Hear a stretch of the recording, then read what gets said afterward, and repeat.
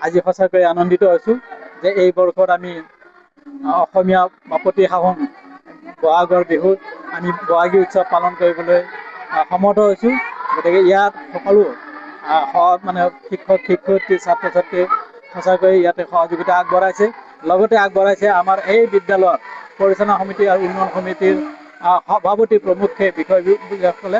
গতিকে পোনপ্ৰথমে আমি এই বিদ্যালয়ৰ পৰিচালনা সমিতিৰ সভাপতি মাননীয় তাপস চমাদাৰদেৱক আন্তৰিক কৃতজ্ঞতা জনাব লাগিব এইকাৰণে যে তেখেতে আমাক এই বহাগী উৎসৱটি পালন কৰিবলৈ অনুমতি দিছে আৰু আমাৰ ছাত্ৰ ছাত্ৰীও যাতে যে ভৱিষ্যতে এই অসমীয়া বাপতি সাহোনৰ বিষয়ে কিছু জানে।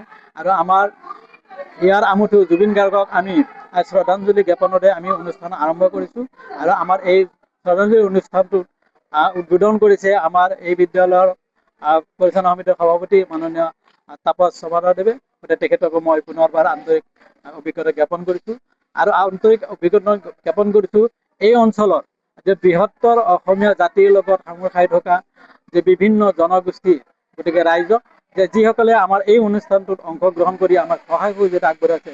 কণ কণ ছাত্ৰ ছাত্ৰীসকলৰ গীত মাতেৰে আমি এই অনুষ্ঠানটো জীপাল কৰিবলৈ পাই মই সঁচাকৈ মই এই বিদ্যালয়ৰ প্ৰধান হিচাপে মই সুখী হৈছোঁ, আনন্দিত হৈছোঁ।